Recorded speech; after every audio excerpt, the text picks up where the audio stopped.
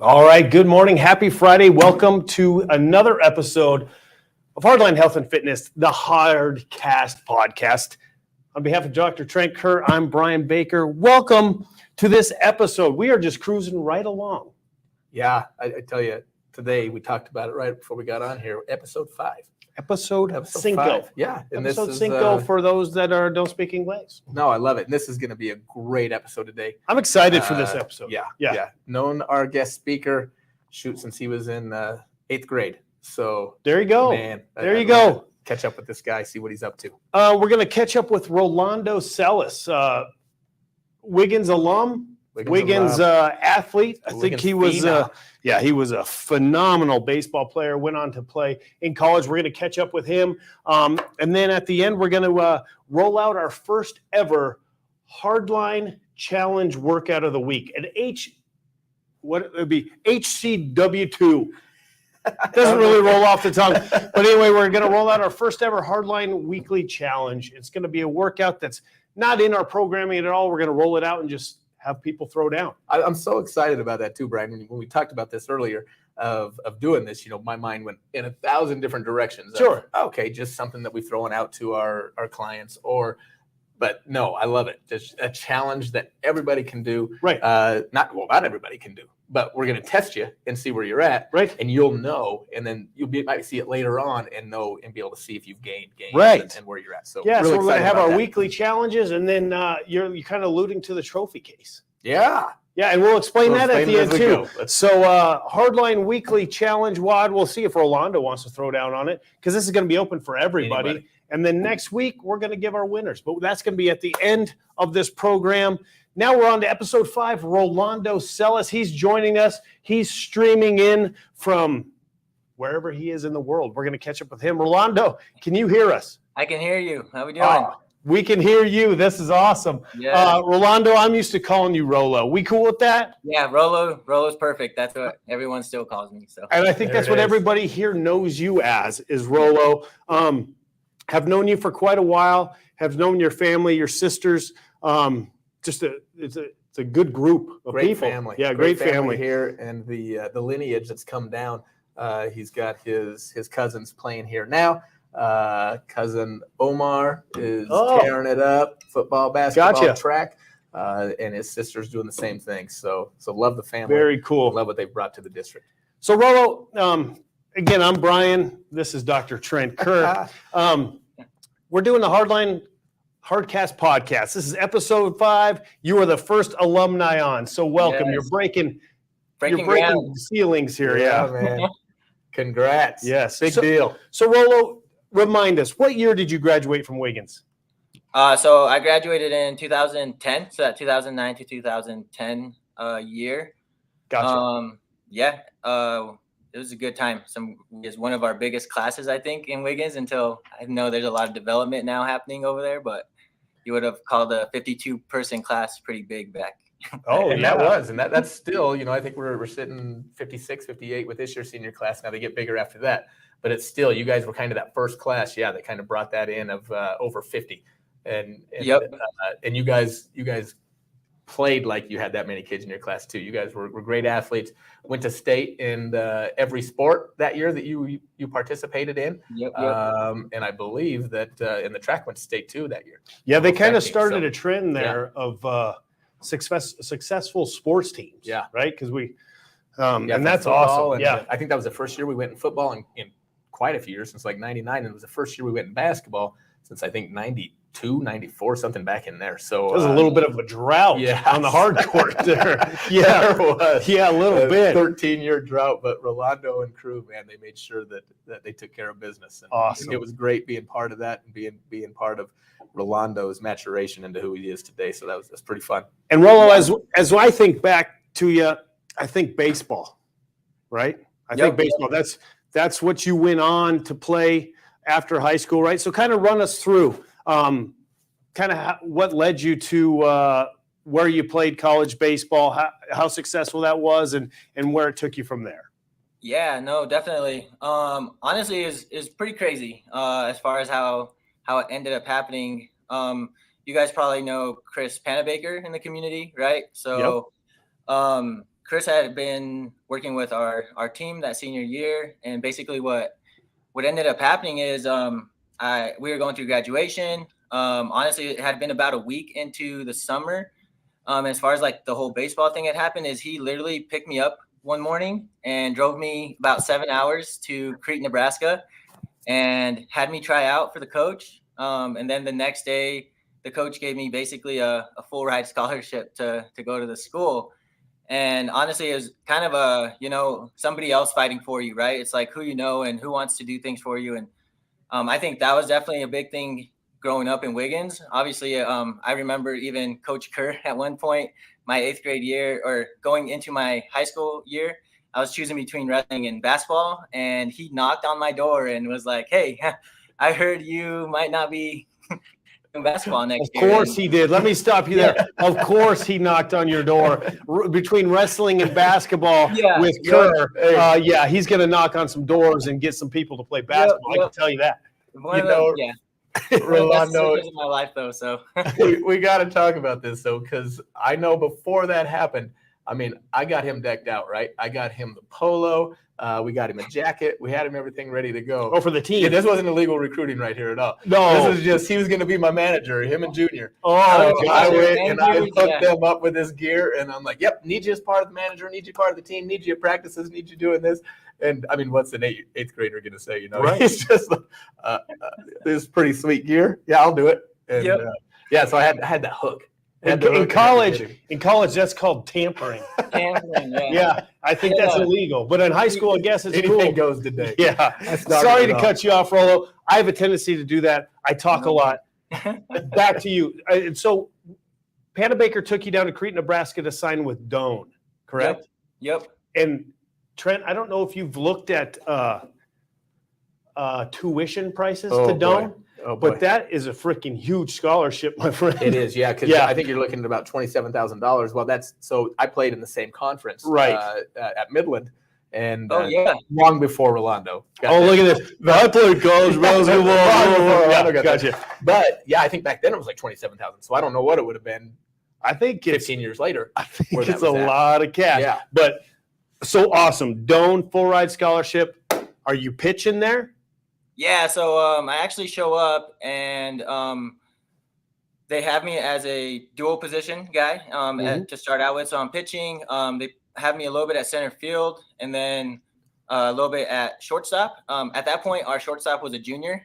He was an all-conference shortstop. So there's pretty much no way taking his spot. So at that point, it was like, where can I live? They put me at center field for a while. If you guys know Austin Tharp from Holyoke, that was my competition. Austin Tharp was my competition growing up at Doane from center field.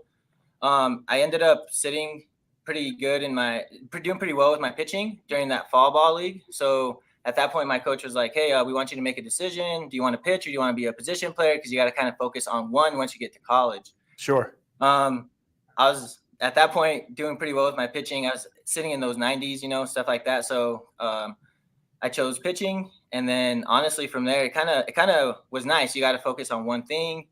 Obviously, I still think I could hit really well. But at that point, it was just like trying to decide what was best for me at that point. But no, it was a good decision. Obviously, when we got there, we were one of the biggest freshman classes that they had gotten, one of the best freshman classes, honestly. They had never been to the national tournament until my freshman year. Oh, wow. My freshman year, there was 11 of us freshmen contributing to the team, to the varsity team, I guess you'd call it. So it was young, yeah. So it was cool, yeah. So a lot of guys that I got to connect with and stuff like that were my age. They weren't, necessarily the older guys or the seniors or anything like that. Sure. Did you 11 continue this process and continue on the team throughout? Yeah, so that was the cool thing. That was the cool thing about all of us is we all stayed. I think honestly, my freshman year was really tough. My coach is very how do you say Army? Pretty military style. Yeah. You could catch this guy grabbing onto a fence and yelling at you from the and like he would scare you. And I think a lot of people thought transfers would happen, this and that, and we all stuck together. Went and played summer ball. We all went to different places, came back. And then honestly, by my sophomore year, my sophomore class had definitely had kind of taken over that, honestly, leadership role. Because we kind of knew like, hey, our coaches kind of hyped us up and they told us, hey, you guys gotta take over. Luckily, that junior class that I told you about was pretty good. So when we were sophomores, they were seniors, and we were all kind of able to really, really kind of come together. And we actually missed, the World Series for NAIA by one game. Oh man! Yeah, but we missed it by one game. I actually, in that tournament at the end of that year, I beat the defending national champs. So we beat the national champs, but I actually pitched against them. So I put in 7 innings against them. It was one of the coolest experiences of my life. I'll probably never forget it. Oh, that's awesome. Yeah. Now, did you you were a starting pitcher some, but then at the end of it, were you a relief or did you stay? Yeah. So it was kind of cool. We had a really good pitching staff. By my senior year, we were ranked number 2 in the nation. Wow. As a pitching staff, and then basically we got to a point where we played double headers. And our closer basically got to pitch in every game. Right. What they told me was I was a starter freshman, sophomore, and junior year. And then my senior year, they basically got us around and they were like, hey, who would like to take over the closer role? Usually it's like a sophomore. A sophomore gets it. They come in and they become starters after that. I actually ended up taking the closer role and ended up being a really good decision in itself too. I had like 15 saves. I think I was like, top 10 in the nation in saves because our coach used us and he wasn't afraid to go to our bullpen per se. But it's kind of cool. It's kind of like people give a step down, but it was kind of my coach telling me to let it fly. It was a way for me, I think by my senior year, I was hitting that 94 to 96 range because I was able to only pitch an inning, right? Dang, man. I couldn't imagine throwing that fast, and I couldn't imagine getting that percentage on a test. There's a lot of things that I can't do 94 to 96. Grades and throw. Now, Rolo, at this time, I mean, you're having a lot of success, right? And I'm not a baseball intellect, but I think closers the shit. Yeah. Pardon me, but I think, man, hey, we need somebody to come in and lock this down. Yep. Hey, bring me in. It's a mindset. It is. That is a complete mindset. So how did you get into that of going from the starting pitcher, and going to that closer and just flipping that switch of because you don't have time to toy around. No. You just got to go in there and get it done. It's cool because, like, in a sense, a lot of closers, to the most part, are a little bit stockier, bigger guys that can just like really huck it, And I was like, I was more lanky, little skinnier guy, whatever. And I wore the stirrups. I did the whole I wore the necklace. So I basically called pretty boy all the time, And then it kind of used it to your advantage too a little bit, I smile a lot. It's just like my thing. So like even when I would look into the catcher, I'd be smiling. I'd have my tongue out. People would talk that way, and as you guys probably know, I was pretty introverted as a kid, just as keep it to myself, we were pretty cautious as a family, but I think that closer role was a kind of a way to kind of let them hang, right? Let them hang, let it fly, do all those things, and again, it paid dividends to itself in the way we had success because we had somebody mature, someone with experience to be able to close down those games. So we actually ended up going 20-0 my senior year in our conference, which was the first time it's ever happened in the history of the GPAC. So good work, man. Carried on success here in high school, brought it over to Dome, had success. At that point, sorry, I have a tendency to slam on this desk, so it's my fault. Do you, at that point, are you having aspirations like, man, I'm going to go pro. I'm going to try to go pro. This is what I want to do. Yeah, no, awesome. Definitely. It was kind of cool because obviously playing in NAIA and stuff like that, getting looked at by scouts, right, isn't necessarily what happens right away. But we were able to have some success. We started to receive votes in the rankings. Right. Then we got nationally ranked. So then there's scouts now. There's scouts at our games. They're basically watching us play. We actually even had scouts at our practices. So it was really cool. It was really cool to see. And then by my sophomore summer, junior summer, they started to send us out to summer leagues, right? Summer leagues, so Sure. we can get exposure. So, going out to Minnesota to play some summer ball, and then out to West Virginia, play some summer ball. So it was just really good. Yeah. And it was just like definitely some aspirations out there for sure to go play some pro ball. Now, when you're going to these summer leagues and you're getting sent off and there's scouts, I mean, that's a pressure cooker, right? I mean, every time you go out there, it's a pressure cooker. Now, I'm kind of looking at teammates, like in your college at Doane, your teammates are your buddies, you're this and that. Now, out there in those summer leagues, when you're when you're in front of scouts, is your teammate kind of like your competition too? So was it real cutthroat? Yeah.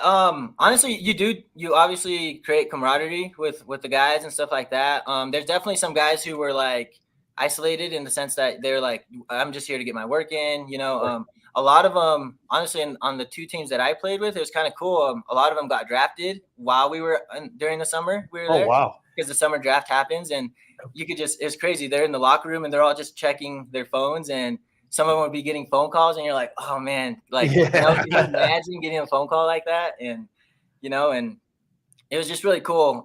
I think at the end of the day, it was a business mindset. Right. You kind of went to work, you got your work in, and then you performed, and you made sure you performed. I think my biggest thing that I learned in the summer leagues was that it didn't matter where you came from as long as you could compete. Because I had so many people tell me, man, how are you not playing D1? How are you not, on a bigger school, blah, blah, blah. And it was like, honestly, it was like exposure, right? How do you get exposure? All that fun stuff that happens, that people go to big schools because they can see multiple kids, right? And we don't get looked at as much. And luckily now it kind of happens a little bit more, having people like Dalton obviously put us on the map over there. Sure. But it just shows you that hard work and talent will pay off. It doesn't matter where you go, where you get your start, cream rises to the top, right? It does. Yeah. And it's so good to see people like you that have done it, that have been there, that they'll share your story. So our kids here, because you do have so many of them that are good athletes, but they aren't getting looked at because they are in a small school. But there's advantages of being in a small school. Oh, I totally think so. You put your head down and you keep going like you are. And you can be like an athlete too. Right. Because a lot of those kids become specialized, right? And they have to choose to be a soccer player or a baseball player by the time they're in 7th or 8th grade, because they have tryouts at that time. I have kids that I train now that they have tryouts for their 7th grade, 14 under league and stuff like that. Right. So you were a 3-sport athlete in high school. What do you think the benefits of that were for you, and where you ended up playing college ball and where you've ended up today? Well, you was forced to play basketball. You were not forced, man. They'll set the record straight. He would have probably been all-state wrestler. Not a big deal. He was an all-state basketball player. He made the right choice, man. Oh, you made the right choice, and you made this guy happy. 6'2" point guard? Yeah, that's true. I still have the thought process to call him coach right away when I saw him. So. Okay, go ahead, Rolo. Sorry to cut you off, but I have a tendency to do that. It won't be the last time. So I think the whole athlete title is huge. I think a lot of the best athletes, if you look at the best quarterbacks in the NFL and football, I think a lot of it is the competing, right? You can say, hey, I've done that. I've at least attempted it, and I was pretty good at it. Where a lot of these kids are like, all I know how to do is shift my hips to one side and hit a ball or throw a ball, right? Where I was able to, move laterally really well, jump high, do all those things. And I think even the sense of like the mental adversities that you have to go through in all the different sports, right, is totally different. Where in some of them you can put your head down and work harder, where in other ones you have to step back and be like, yo, I got to be smart, think about this intellectually and stuff like that. And I think that's where I think the 3-sport athlete really helps, where in other things you kind of just have the same mindset all the time. And like we talked about with Dr. Stoneberger when he was on the PT, we talked about all these kids now having to make that decision to go one sport. Like you're saying, you're having kids that are trying out for their 14 and unders team now, and they're doing club and they're doing all this stuff, and then they're more at risk for an injury. Yeah. Yep. Whereas like if you would have thrown all year long, your shoulder or elbow may have been beat up, but since you played basketball and since you played football, gave that a little bit of a rest, but you're not taking a rest up here. Right. You know, you're still competitive and you're still going after it, and not saying that you weren't a better baseball player because of it, because I think it made you a better baseball player. Yeah, by playing 100%. multiple sports. Yeah. And I like how you said, at the beginning of it, that you could play center field, you could play shortstop, which a lot of baseball players can. But if you wouldn't have played football, basketball, would you have had that lateral movement that you talked about if you were just focused on pitching, from a young age? I mean, that was just athletic. He wants you to give him credit for teaching you how to move laterally. Yeah, man. Could you have done any of this? Could you have done any of this without playing basketball? Let's talk about that, because not only did he play hoops for me, I was actually the weights teacher back then. Oh my gosh! So, let's look at this set of an athlete we have right here, and see. I'm interested to know. Body by Kerr. As you left Wiggins High School and you went on to Doane, what was like the training? How did that change from high school? You're a 3-sport athlete. Now you're going into college and you're focusing now just on baseball and especially pitching. How did that training shift? And I'm sure it wasn't as good as what you had in high school. However, obviously I'm sure it changed and, benefited you in some way. Did they have a strength and conditioning coach as well? Just adding to his stuff. Right. Okay, go ahead. Yeah, so we had a guy. So basically in high school, right, the thought process was, squat, bench press, deadlift, all that fun stuff. Yep. You kind of did it all, right? And you kind of did it all, and there was kind of a sense of ego, right? That comes with lifting and as compared to training and stuff like that. Right. Yeah, absolutely. And once you get past that, I guess, and once you get past that and you get into like college training and they tell you, hey, all you're going to do from now on is reverse grip benching and deadlifts. And that's all you're going to live off. And all you're going to do is you're going to build your back. You're going to work on the cuffs and so on and so on. We didn't do dumbbell. We worked on kettlebells. So we did everything. Yeah. I don't know how many Turkish get-ups I've done in my life, to be honest. And, oh, man, really? Really? Yeah, that's like, it's all shoulder health, right? Yeah, that's true. Health, on that torque and stuff like that. Yeah. And, it became very much to the so of like, how do I train these muscles to perform better and do the job that I needed to do? And Mike became to pitch better. And get back, we did the deadlifting and then reverse grip bench. We did it because we didn't want to mess with our front shoulders. We activated lats and stuff like that. So that makes sense. Yeah, it definitely became training, right? As compared to where in weights class, as great as weight class was. Yes. Thank you. Yeah. We, it became a thing where you basically always went to do bench right away, right? You always went bench, you always went and squatted, you always went and did leg curls or leg extensions, something of that sort, where, when you went and trained in college, it was like, this is what you're going to do. This is the process you're going to do it. You're going to go eat, like, hey, you're going to go eat from home. And then you have a whole new workout to do the next day, I think you hit the nail on the head there of talking about, exercising. And trying to look good and go versus training. Yeah. So that was excellent how you put that in. I love going into that. You guys have probably seen my post. I do geek on exercise versus training. It's huge. And that's why I love the way he's using the word training as in college, because they're there for a reason. They're not there for aesthetics. They could care less how Rolo looks on the mound. Yep. They care what his statistics look like when he's on the mound. And then I'm glad you brought up when you go in high school that you just went right to the bench, because for Trent, every day is chest day. Every day is chest day. Every day is chest day. Yes. Look at that. Into that, Brian. Me too, man. So, Rolo, not trying to move along, but so you have the strength and conditioning coach, your training, diet's big, the program you're on is big. Is this where you started thinking, like, this stuff's really cool, man? I really get into this stuff. Yeah, okay. No, so it's kind of crazy. I actually went to college and I thought I was going to go into like physical therapy, right? So like helping people after injuries, this and that. Truth be told, not a cellular biology kind of guy. So that happened. And I was like, all right, I'm going to kind of change. And I started to talk to people and they're like, no, business is a great degree to have. You can do almost anything with it. And then I found out you could do business management, which is the sports side of it, right? So you can get business. I got business classes, and then I ended up getting into kinesiology and biomechanics, all that kind of stuff. Mhm.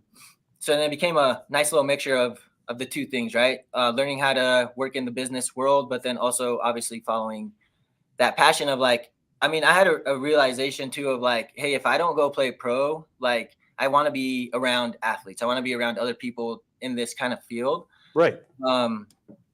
And that's kind of where I was like, all right, well, what do I got to do that, you know? And I think that's kind of what really ended up getting me to the point where I was like, I'm either going to be the one getting helped, you know, or I'm going to be the one helping someone get better. That's pretty That's a awesome. great That mindset, is a great mindset. Did you ever have anyone that like inspired you or that you mentored, like maybe your strength and conditioning coach at Doan or something like that, that you were around that you were like, this dude's badass or this chick's badass, and I want to kind of follow in those footsteps, and they kind of opened your eyes to that. To it, yeah. I would say there's kind of a lot. So I think at the end of the day, at some point, I will hopefully be coaching some kind of team. Oh, that was going to be a question I asked later. Yeah, I mean, I think at some point that's kind of I think a lot of people think that for me, you know, sure, that I'll end up doing that at some point. And I think I had a coach. He wasn't necessarily the main coach. He was like one of the JV coaches, but he's actually like this top like high school guy in New Mexico apparently, and he's like a top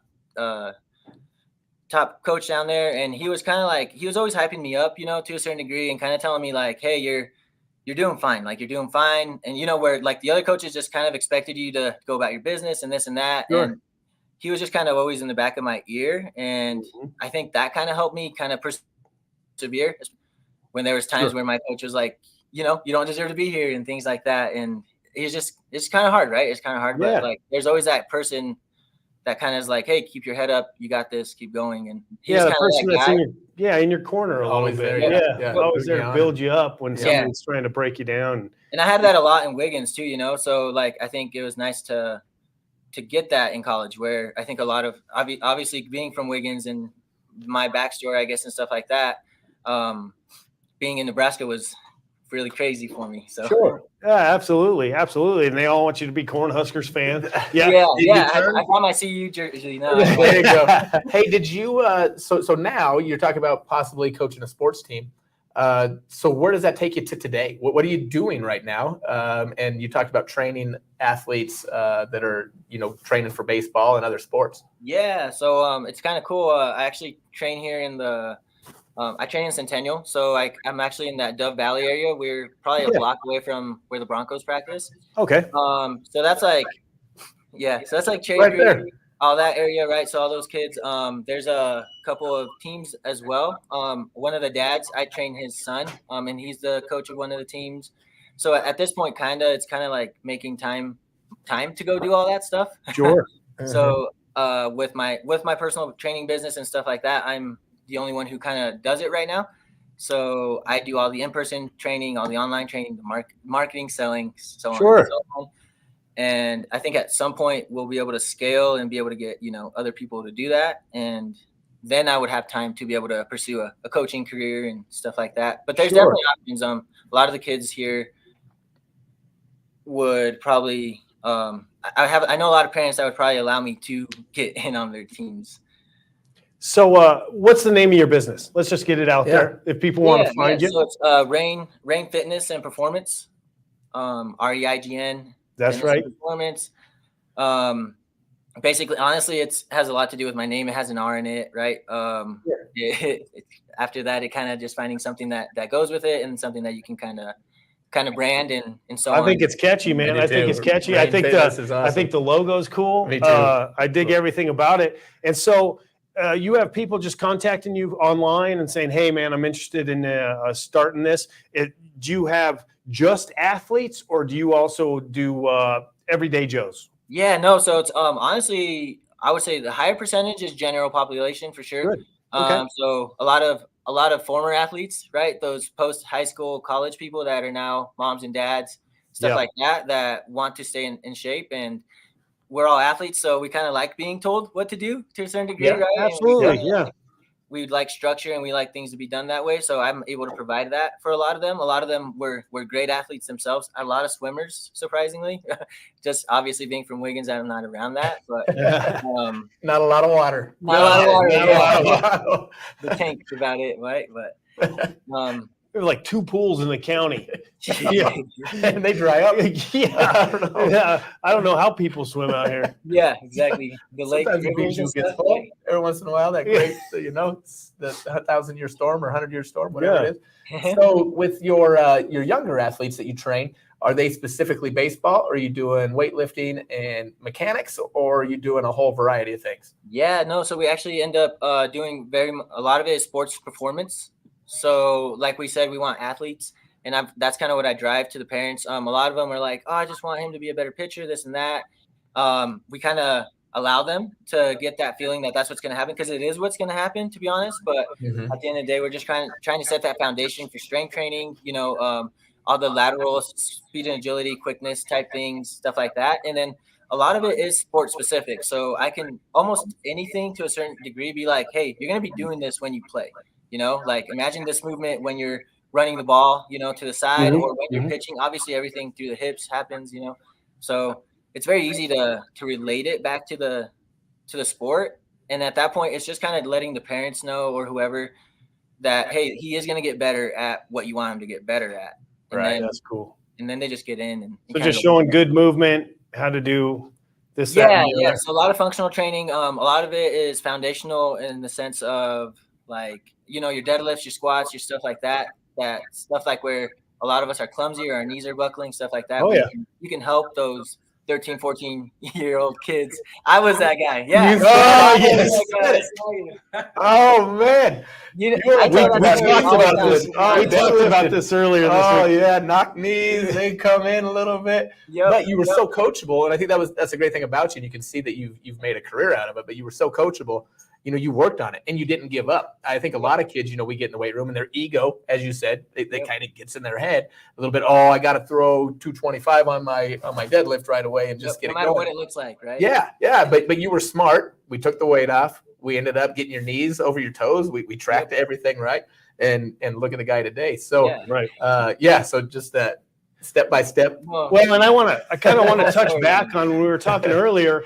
You originally were thinking about being a PT and doing this, and now you ended up being a personal trainer, just a PT, a different sort. Yeah. And man, I'm going to kind of take a deep dive here, but I think you went the right route, man. Because when you look at it, we have lifeguards and we have swim coaches, right? So your PTs and your doctors are all lifeguards. They're there when stuff goes bad, right? Yep. But we need more people like you that are swim coaches that teach you how to do things, how to move appropriately. And you don't need those lifeguards. We have enough swim coaches. We protect ourselves from needing lifeguards, right? So I think that's why what you're doing is so cool, man. It's so cool. Yep. You just awesome. That analogy? Very much. I didn't come up with that analogy, but I made it badass. Right here. Yeah. Awesome. But no, lifeguards and swim coaches, and we need more swim coaches than we do lifeguards. But everybody wants to be that lifeguard because of the salary that comes along with it. Right. But you know what? It's too late for those people at that time. That's rehab. Rehab. What our man's doing is prehab, man. He's making sure they don't need a rehab. Go ahead. Sorry. No, that's it. That's exactly what I was going to say. It's just prehab, right? It's basically keeping people from having to go to those people and having to do that. And a lot of times my conversations with people who want help, it's like, man, I wish I would have done this first, or I wish I would have came and done this a long time ago. And it's right. You're just trying to deliver that message a lot earlier to a lot of other people and being like, hey, you need to invest in your body. And it shouldn't matter. You should be able to cut out other things to be able to do that, And, I don't know. That's just kind of my thought process with that. As you're doing that, and you talk about the prehab, so what's the age range that you have of all your athletes in the gym, and how do you kind of devise your programming for each level? And don't say 40-year-olds are old, because we've had this problem in episodes where people are like old and they made 40. And don't say 50's old either, because we're knocking on the door. Go ahead. No, honestly, it kind of goes from everything. My youngest client is probably 11 years old. He's probably 11 years old. He's a little athlete as well. He does all the things. But then I have clients clients on up in the 50s up to 60. My father-in-law, he's 60 years old. He's in here doing all the things, and it just kind of the way you program it right is kind of setting the foundation for all of them, and then kind of seeing how they react to what you put them through, and then kind of progressing from there.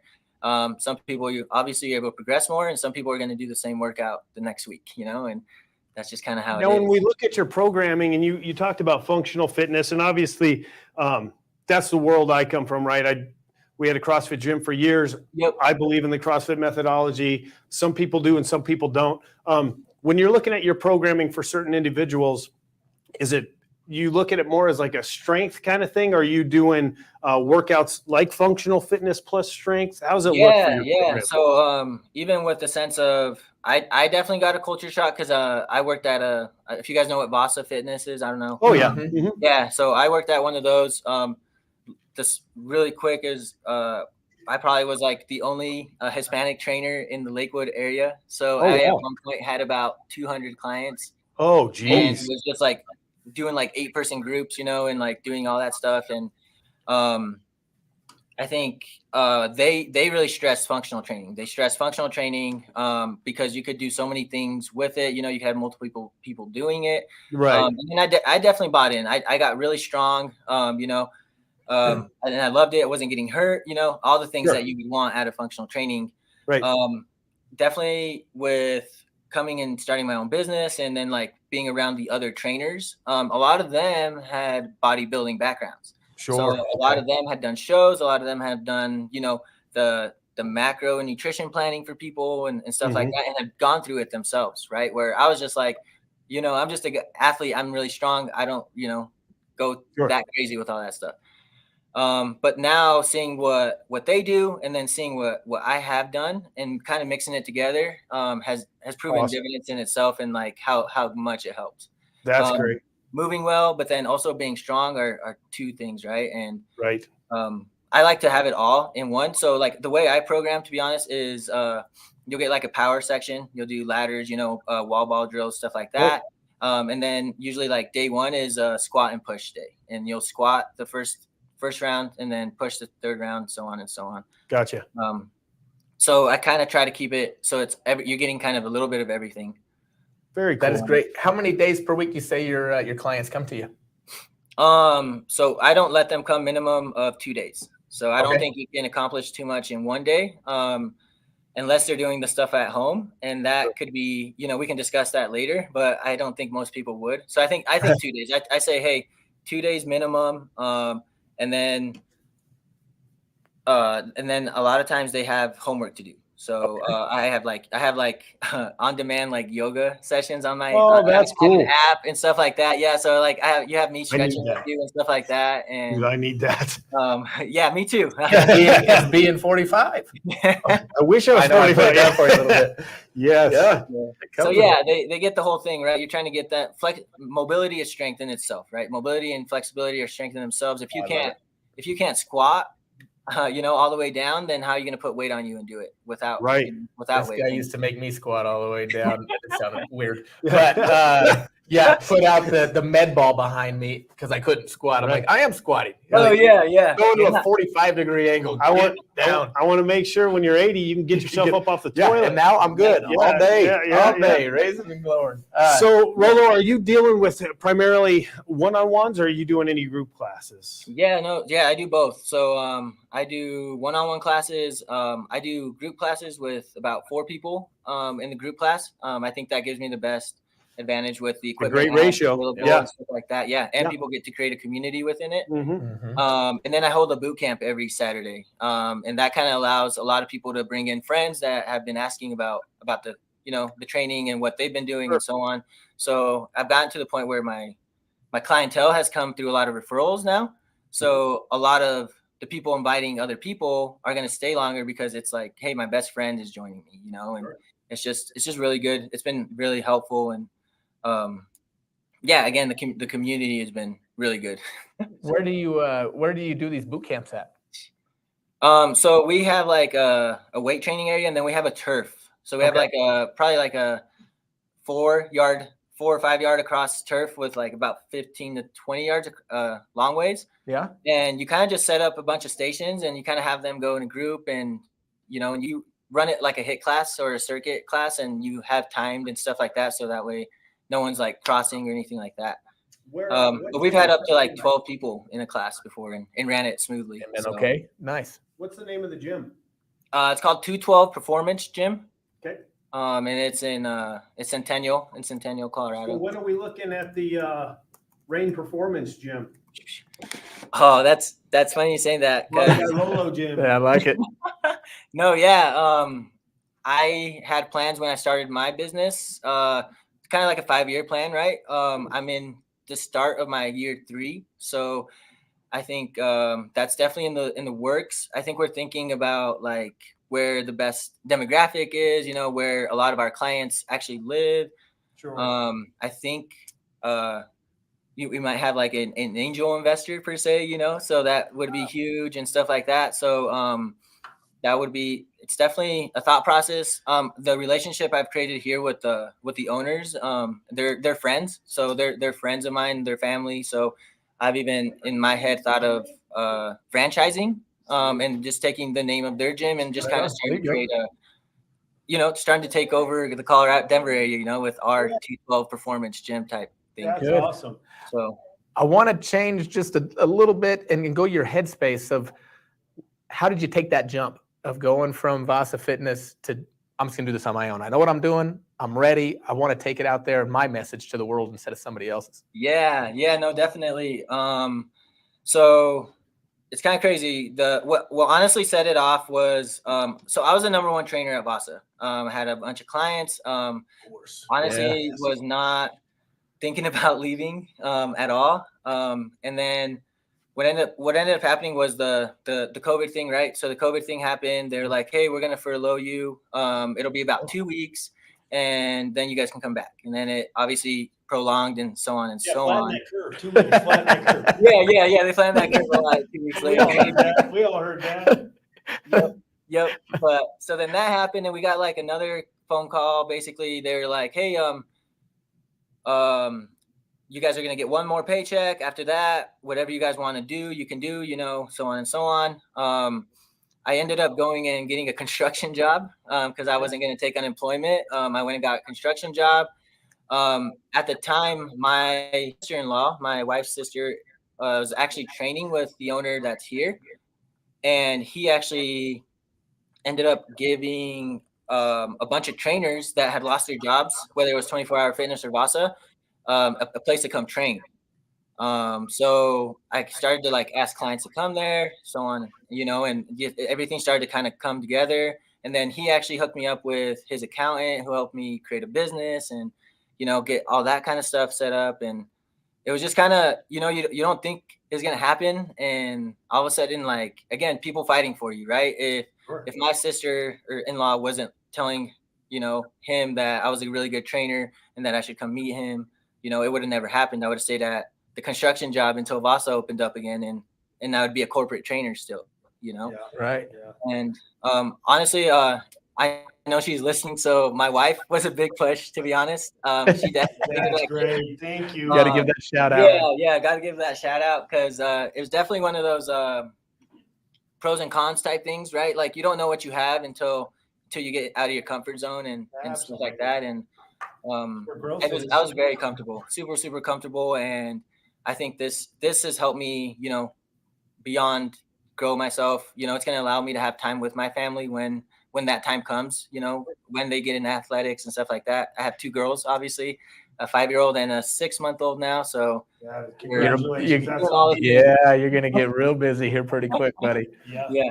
Good for you. And I think it says a lot about you and who you were as a youngster and who you are now is what you said about, you were #1 fitness trainer at Vasa. You've worked yourself into those positions at every aspect of your life, from that knock-kneed little 8th grader to who you've become today. But I knew there was in you because of, I was recruiting you, and I think everybody else has along the way. But he's been recruiting his whole life. He has, and then you decided to recruit yourself. So congratulations, buddy. Love the story where you've ended up. Absolutely phenomenal to see what you've done. I've got No, a thank question you. for you, totally off the subject. But Rolo, if you were stranded on an island, okay, and you had to take one piece of fitness equipment with you that you could only use the rest of the time, what piece of equipment would that be? What piece of equipment? I would probably do a kettlebell. Ah, yes. Yep. So I would pick a kettlebell. There's just like so much you can do with it, and you still get that strength training portion of Right. it, right? Obviously, you'd have to pick a pretty decent size kettlebell to get all the stuff in. But yeah, no. I think I love the kettlebell. I think the kettlebell has so many different uses. You can work grip strength with it by flipping it on its other side, and Right. yeah, I love the kettlebell. We use the kettlebell every single day in my training. So That's Nice. cool. Is that going to become the question for everybody? It Is that going to might be the ending It might question? be. I like That's it. My answer to that question is kettlebell. I like every it. time. Yeah. I like mean, it. you can make an endurance workout out of that. You Yeah. can make a strength workout, like you said. I think you're taking like a 53. I mean, for us, probably. Yeah. Right? Then you can use it the whole time.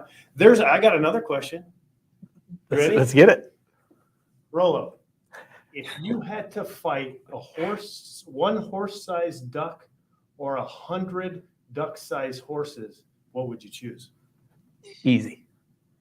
One horse-sized duck. One horse-sized duck or 100 duck-sized horses?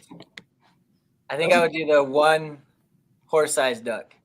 That's what you're taking up, man. I think. You mean duck. It would be. I mean, he could.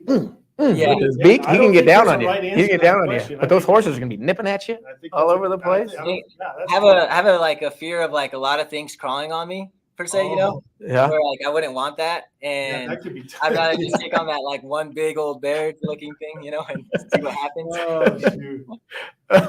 Well, Rolo, I really appreciate you coming on and joining us for this episode. Where can people find you? Where, if they're like, hey, man, I want to reach out to Rolando, I want to do his training, or I have kids that want to do his training. Feel free to share this on your social media pages to get people. But where can they find you? Yeah, so basically on Facebook or Instagram, if you looked up Rain Fitness and Performance on either one, Okay. you'd see a picture of me on there. Okay.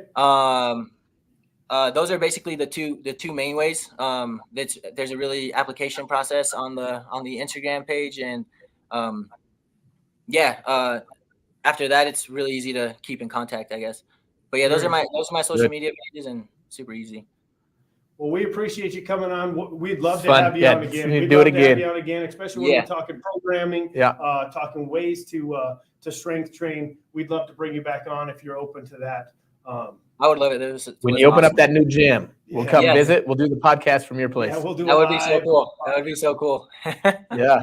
Well, Rolo, thank you again so much, man. It was good to see you, and good luck with everything. And we'll see you next time. Yeah, definitely. Take care, buddy. It's nice to reconnect. It was nice to see you guys. Absolutely. Good to see you. All right. See ya. Bye. All right, Trent. Hey. That was a great interview. Man, I love that kid. Yeah, he's a good kid, doing good things. You're not supposed to have favorites, but he's one of them. Yeah, he's one that's of them. awesome. That's for sure. One of the So, ones. just in wrapping up episode 5, this is going to be, like we talked about at the beginning, this is going to be our first week of rolling out a hardline challenge workout of the week. And this is going to be open to anybody. We'll put it out there, and I'll do a video later with the Kind of workout showing that what we got explain- and Yeah, what but it is. basically it's going to be a little bit of rowing, a little bit of dumbbell snatch, and a little bit of goblet squat with burpees, right? Oh, so that triplet, Brian gonna be always a- adds in it's burpees, going to everybody. be a work to rest ratio. So it's going to be basically 3 minutes of work, 2 minutes of rest for 5 rounds, Okay. 15 or 12 calorie row, 15 for the men, 12 for the women. It's going to be 16 alternating dumbbell snatch. Okay. What's the weight? 50 and 35. 50 and 35? Yeah. So it's going to be 15, 16, 17 goblet squats. Okay. Same weight, same dumbbell? Same weight, Okay. same dumbbell, and then max burpees for the remainder of the time. So 3 minutes, 3 minutes. on, 2 minutes off. Okay. 5 rounds, row, snatch, goblet squat, max burpees. And then That's it. we're trying to see who gets the most burpees? Is that Most where we're burpees, at? the score is the total amount of burpees in that 5 minutes. Yep. Okay. Yep. All right. So what happens if you're the champion? Well, I tell you what, we're going to have a guys and a girls champ. They send their scores in, tag us, Next week, we'll give you a shout out on the episode. I love it. Yeah. I love it. Be like, hey, so-and-so did this. So-and-so did this. Yeah. Get it out there. Be great. And we're going to make it inclusive. I'll show you on the video how to scale that too. Okay, perfect. I was going to Yeah. say big question because some of the people, might not have a rower at Yeah. home or where they're at. We'll just do a little run. Okay. But everybody can grab an odd object, put it over their head 16 times, and everybody can then hold that object and squat for 17 times. I think this is a lot of fun. I think it's something for me where my program has shifted a little bit Sure. right now, and I'm trying to put on mass, trying to put on size, and I'm getting ready in about 3 weeks to get back to more of these workouts. Right. But what would you recommend for somebody like me that's, hey man, I haven't done a workout like this since August. So how am I going to get myself into this, and what kind of score might I expect? Dip your toe in, and because the water's real nice. So you've been doing strength. You're going to kind of want to get back into this functional fitness. What kind of score are you looking for, man? I would just say get to a couple burpees. Get to the burpees. Just get to a burpee. Okay. Yeah. Make sure you get 5 could be your total score. Make sure you get that one burpee around, but that movement's good. That movement's not sloppy, and we're not trying to rush it. Right. Okay. So you're going to look about a minute on the rower, and then you have about, your minute and a half to do your snatches and your squats, and then maybe get a couple burpees. Okay. And then really rest that 2 minutes. Take that 2 minutes, Aaron, Michelle. Take that 2 minutes and really rest. No, I've got to get out of here. I got to Yeah. get it done. So what about that other person though that's maybe saying, okay, I've got this program that I'm doing and I don't want to break away from it. Is it okay to break away a little bit and do things like this? So. It's just it's once a week, right? And you can take it as seriously or unseriously as you want, right? You can pace this out, or you can really hammer it. I don't think doing a certain program and dipping your foot into the water is going to hurt you at all. Good. Right? And I like what you said, to Rolo of that comfort zone. So we got to see growth. Yeah. You see growth in that comfort or outside of the comfort That's zone. where good stuff Yeah. happens. So it's okay to mix and match a little bit in the breakout. And then speaking of that, next week we're going to do what we call the hardline trophy case. Oh, edition. yes. So we're going to have a few benchmarks that we think people should shoot for, strive for, or may already have. Yeah. And with that, if you can show us that you can hit these even one of these benchmarks, Right. free shirt. Free t-shirt. Hardline health and fitness t-shirt I coming stole your this way. idea, by the way. This is not a hardline original, but I think this is so cool. We are going to make our own stuff, so that Right. will be original. The shirt is going to be original that you can't buy in stores. You No. got to earn this one, but you show you can Earn do your these stripes. benchmarks, and we'll roll these out next week. Yeah. We'll explain why we think it's important that you have these certain benchmarks, and then that's a free T-shirt. And something to just, I think it's going to be exciting to challenge yourself. Yes. And grab a buddy and do it with you, and go Absolutely. after each other, but to have kind of a little bit of incentive. Yeah. The Hardline Health and Fitness. Look at the logo; it's pretty sweet. Yes. And to be able to wear that and We say, hey, I'm part of that part trophy case. love it. Yeah. And then we have the 24 hours of 24 hero wads coming up. I had a little story to tell you. I won't mention what games athlete I was DMing back and forth with. Happens to be my favorite athlete that's ever taken part in the CrossFit Games. But he said, hey, man, if I can make this work, I am totally there, right? Oh, And he got right back to me. I said, hey, I'll invite you to this. I think it'll be awesome. You're the epitome of what hero wads are. I know you buy into them. It's just what you do. And he said, hey, man, if I can make it work, I'm totally there. And I was blown away. So I wrote this thing back. I was like, hey, man, I truly appreciate you listening to me and probably taking part in this. And then when I went to hit send, it sent a heart. It sent a heart. So we might have lost that. Well, I got right back to him and said, hey, man, that was a misstroke of a key. Again, totally appreciate you hearing me out. The heart was not meant to be sent, and I hope I didn't make things weird. That's what I said. I hope I didn't make things weird. He came back and he said, ha, I love it. No ghosting. That's good. No, That's good. But I sent it and was like, oh, dear God. That probably did it all right there, though. He might be coming for it. But, I'm not saying this person's coming, and that's why I'm not mentioning his name, Right. because I don't want to just call him out on Yeah. our podcast that millions of people watch. But let's just say 240 last let's week. just say this It's dude going? is a huge CrossFit Oh, Games man. athlete, a huge. Brian hero did watch share that with athlete, me. and super excited that he's possibly coming down. One of the best of all time. So it One would of be the best of all time. it would be It would be an honor. And, But I said I'm a harsh.